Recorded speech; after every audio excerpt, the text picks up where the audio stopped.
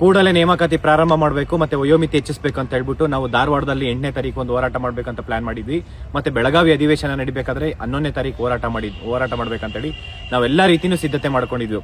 Play cards, ಊಟದ ವ್ಯವಸ್ಥೆ, ಬಸ್ಸಿನ ವ್ಯವಸ್ಥೆ ಎಲ್ಲ ರೀತಿನೂ ನಾವು ಪ್ಲಾನ್ ಮಾಡಿಕೊಂಡು ನಾಳೆ 8ನೇ ತಾರೀಕು ನಾವು ಶ್ರೀನಗರದಿಂದ DC ಕಚೇರಿವರೆಗೂ ಪಾದಯಾತ್ರೆ ಮಾಡಬೇಕು ಅಂತ ಹೇಳ್ಬಿಟ್ಟು ನಾವು ಪರ್ಮಿಷನ್ಸ್ಗೆ ಪೊಲೀಸ್ ಸ್ಟೇಷನ್ಗೆ ನಾವು ಪರ್ಮಿಷನ್ ಲೆಟರ್ ಕೊಟ್ಟಿದ್ವಿ. ಆ ಪೊಲೀಸ್ ಸ್ಟೇಷನ್ನಿಂದ ನಮಗೆ ಲೆಟರ್ ಕೊಟ್ಟಾದ್ಮೇಲೆ ಅದಕ್ಕೆ ಸುಮಾರು ಒಂದು 10 ಪಾಯಿಂಟ್ಸ್ ಕೊಟ್ಟಿದ್ರು. ಅಂದರೆ ರಿಪ್ಲೈ ಸ್ಟೇಟ್ಮೆಂಟ್ಸು, ನಮ್ಮ ಯಾರ್ಯಾರು ಸಂಘಟನೆಗೆ ಬರ್ತಾರೆ, ಏನೇನಾಗುತ್ತೆ, ಯಾವ ರೀತಿ ನೀವು ಈ ಒಂದು ಪ್ಲಾನ್ ಮಾಡ್ತೀರಾ, ಎಲ್ಲನೂ ಫಸ್ಟು ಒಂದು 10 ಕ್ವಶನ್ಸ್ ಕೊಟ್ಟಿದ್ರು. ಅದಕ್ಕೆ ನಾವು ರಿಪ್ಲೈ ಅಂದರೆ ಸಂಪೂರ್ಣ ನಮ್ಮ ಮಾಹಿತಿನ ಕೊಟ್ಟಿದ್ವಿ. ಫಸ್ಟ್ 10 ಕ್ವಶನ್ಗೆ ಮತ್ತೆ ಹೆಚ್ಚುವರಿಯಾಗಿ ಮತ್ತೆ 12 ಕ್ವಶನ್ಸ್ ಕೊಟ್ಟು ಟೋಟಲ್ 22 ಕ್ವಶನ್ಸ್ಗೆ ತಿರ್ಗಾ ಮತ್ತೆ ಹೆಚ್ಚುವರಿ ಎಲ್ಲ ಪ್ರಶ್ನೆಗೆ ನೀವು ಉತ್ತರ ಕೊಡಬೇಕಂತ ಹೇಳಿ ಪೊಲೀಸ್ ಡಿಪಾರ್ಟ್ಮೆಂಟ್ ಇಂದ ನಮಗೆ ಒಂದು 22 ಕ್ವಶನ್ಸ್ ಕೊಟ್ಟಿದ್ರು. ಅದಕ್ಕೆ ಸಂಪೂರ್ಣ ಮಾಹಿತಿ ನಾವು ಕೊಟ್ಟಿದ್ವಿ. ಅದು 22 ಕ್ವಶನ್ಗೆ ಸಂಪೂರ್ಣ ಮಾಹಿತಿ ಕೊಟ್ಟಾದ್ಮೇಲೂ ಕೂಡ ನಾಳೆ ಇರುವ ಒಂದು ಧಾರವಾಡದಲ್ಲಿ ನಾವು ಏನು ಪ್ರತಿಭಟನೆ ಮಾಡ್ಬೇಕಂತ ಅನ್ಕೊಂಡಿದ್ವಿ, ಅದನ್ನ ಒಂದು ಪರ್ಮಿಷನ್ಸ್ ನಿರಾಕರಿಸಿರೋದು. ಇದು ನಮಗೆ ವಿದ್ಯಾರ್ಥಿಗಳ ಸಮಸ್ಯೆ ಏನಿದೆ ಅದನ್ನ ಸರ್ಕಾರಕ್ಕೆ ಯಾವ ರೀತಿ ತಲುಪಿಸಬೇಕು, ನೀವು ಸರ್ಕಾರದ ನಾವು ಪ್ರತಿಭಟನೆ ಮಾಡಬಾರ್ದು ಅಂತ ಅನ್ನೋದಾದ್ರೆ ನಮ್ಮ ಬೇಡಿಕೆ ಏನಿದೆ ಅಷ್ಟನ್ನು ಸಮಸ್ಯೆ ಬಗೆಹರಿಸಿದ್ರೆ ನಾವು ಪ್ರತಿಭಟನೆ ಮಾಡಲ್ಲ, ನಾವು ಅನಿರ್ದಿಷ್ಟ ಅವಧಿ ಹೋರಾಟ ಮಾಡಲ್ಲ, ಮತ್ತೆ ಬೆಳಗಾವಿಲೂ ನಾವು ಹೋರಾಟ ಮಾಡೋದಕ್ಕೆ ರೆಡಿ ಇಲ್ಲ. ನಮ್ಮ ಈ ಒಂದು ಸಮಸ್ಯೆ ಸುಮಾರು ವರ್ಷಗಳಿಂದ ಯಾವುದೇ ನೇಮಕಾತಿನೇ ಆಗಿಲ್ಲ. ಕಾಂಗ್ರೆಸ್ ಸರ್ಕಾರ ಬಂದು 2.5 ವರ್ಷ ಆಯಿತು. 2.5 ವರ್ಷದಿಂದ 5,000 ಸಾವಿರ ವೇಕೆನ್ಸಿ ಫಿಲ್ ಆಗಿಲ್ಲ. ಮತ್ತೆ ಎಷ್ಟೊಂದು ಕಾನೂನು ರೀತಿಯಲ್ಲಿ ತೊಡಕುಗಳಿದಾವೆ. ಅದಷ್ಟು ಸಮಸ್ಯೆಗಳನ್ನ ಈಗ ಸೆಷನ್ ಅಲ್ಲಿ ಚರ್ಚೆ ಮಾಡಿ ಅದನ್ನ ಸಮಸ್ಯೆಗಳು ಬಗೆಹರಿಸಬೇಕು ಅಂತ ಹೇಳ್ಬಿಟ್ಟು ಈ ಒಂದು ಹೋರಾಟ ಮಾಡ್ಬೇಕು ಅಂತ ಹೇಳಿ ಎಲ್ಲ ರೀತಿಯೂ ಪ್ಲಾನ್ ಮಾಡಿದ್ವಿ. ಆದ್ರೆ ಪೊಲೀಸ್ ಇಲಾಖೆಯಿಂದ ಈ ಒಂದು ನಮಗೆ ಏನ್ ಪರ್ಮಿಷನ್ಸ್ ನಿರಾಕರಿಸಿದಾರೆ ಅಂತಂದ್ರೆ ಸರ್ಕಾರದಿಂದ ಯಾವ ರೀತಿ ಒತ್ತಡ ಇದೆ.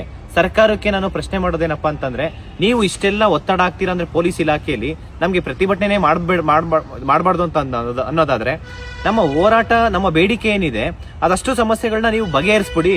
ಇಷ್ಟು ಸಮಸ್ಯೆಗಳಿದಾವೆ ಅಂತಂದ್ರೆ ವಿದ್ಯಾರ್ಥಿಗಳು ಇವತ್ತು ಒಂದೊಂದು ಟೈಮಿಗೆ ಊಟಕ್ಕೆ ಎಷ್ಟು ಕಷ್ಟಪಡ್ತಿದ್ದಾರೆ ಅಂತಂದ್ರೆ, ಇಲ್ಲಿ ಧಾರವಾಡದಲ್ಲಿ ನಿಮ್ಮ MLA ಮಿನಿಸ್ಟರ್ಸ್ ಯಾರಿದ್ದಾರೆ ಬಂದು ಒಂದು ಧಾರವಾಡದಲ್ಲಿ ಇಲ್ಲಿ ಓದಂತ ವಿದ್ಯಾರ್ಥಿಗಳನ್ನ ಒಂದ್ ಸತಿ ಬಂದು ಕೇಳಿ ನೀವು ಅವ್ರನ್ನ, ನೀವು ಯಾವ ರೀತಿ ಕಷ್ಟಪಡ್ತಿದ್ದೀರಾ ಅಂತ ಹೇಳಿ. ಅವಾಗ ನಿಮಗೆ ಗೊತ್ತಾಗುತ್ತೆ ನೀವು ವಿದ್ಯಾರ್ಥಿಗಳ ಕಷ್ಟ ಏನಿದೆ ಏನಿಲ್ಲ ಅಂತ ಹೇಳಿ. ದಯವಿಟ್ಟು ನನಗೆ ಇವತ್ತು ಸಖತ್ ಬೇಜಾರಾಗ್ತಾ ಇದೆ ವಿದ್ಯಾರ್ಥಿಗಳ ಪರವಾಗಿ.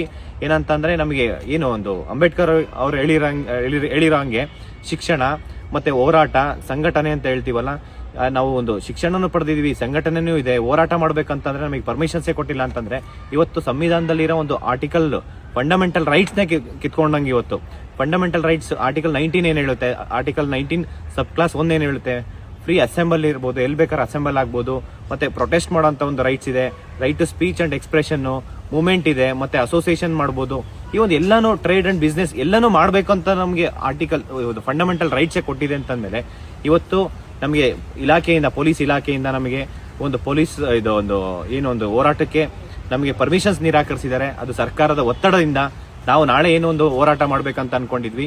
ನಾವು ಇವತ್ತು ಪರ್ಮಿಷನ್ ಸಿಗದೆ ಇರೋದ್ರಿಂದ ನಾಳೆ ಹೋರಾಟ, ಈ ಒಂದು ಪರ್ಮಿಷನ್ಸ್ ತಗೊಂಡೇ ನಾವು ಹೋರಾಟ ಮಾಡೋಣ. ಮತ್ತೆ ಏನ್ ಮಾಡ್ಬೇಕು ಏನ್ ಮಾಡ್ಬಾರ್ದು ಅಂತ ಹೇಳ್ಬಿಟ್ಟು ನಿಮ್ಮಲ್ಲೇ ನಾವು ಎಲ್ಲ ವಿದ್ಯಾರ್ಥಿಗಳನ್ನ ನಾವು ಚರ್ಚೆ ಮಾಡಿ ನಾವು ಇನ್ನು ಮುಂದಿನ ನಿರ್ಧಾರ ಏನ್ ಮಾಡ್ಬೇಕಂತ ಹೇಳ್ಬಿಟ್ಟು ಕೈಗೊಳ್ಳೋಣ.